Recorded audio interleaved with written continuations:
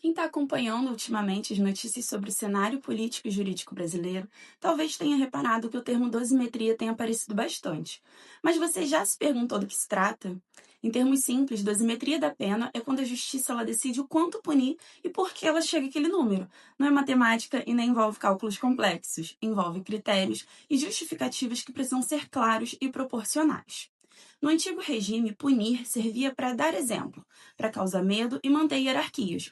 Os suplícios, açoites, degredo, trabalho forçado eram penas muito utilizadas. No Brasil do século XIX, a prisão ela vira pena principal com o Código Criminal de 1830 e logo depois o Código de Processo Criminal de 1832 vai mudar quem decide o quê. O júri, a depender do crime, responde aos quesitos de fato. E com as respostas do júri sobre o que aconteceu, o juiz analisa o todo, enquadra o caso na lei e, a partir daí, fixava a pena.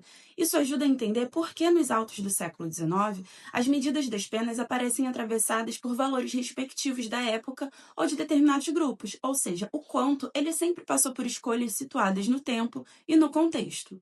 Nos processos criminais do século XIX, os juízes levavam em conta se o crime foi provocado por terceiros, se houve grave crime contra a honra, se o réu agiu em defesa própria ou de terceiros, se houve embriaguez e, no caso de assassinatos, se houve requintes de crueldade na execução, isso também era levado em conta.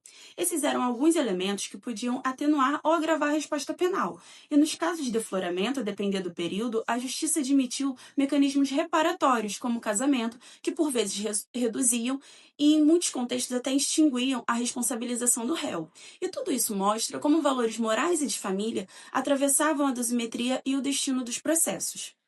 Do iluminismo à crítica contemporânea, Beccaria e Foucault são boas chaves de leitura para entender a questão das penas. Para Beccaria, a pena legítima é a prevista em lei e proporcional ao delito e, sobretudo, a mínima necessária para prevenir que isso se repita.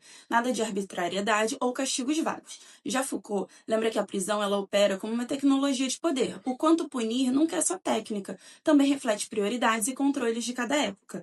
Daí a importância hoje de critérios explícitos, proporcionais e verificáveis ao justificar cada aumento ou redução de pena. E se essa conversa te interessou, vem pensar com o GIAR, fique de olho nas nossas redes para não perder a programação.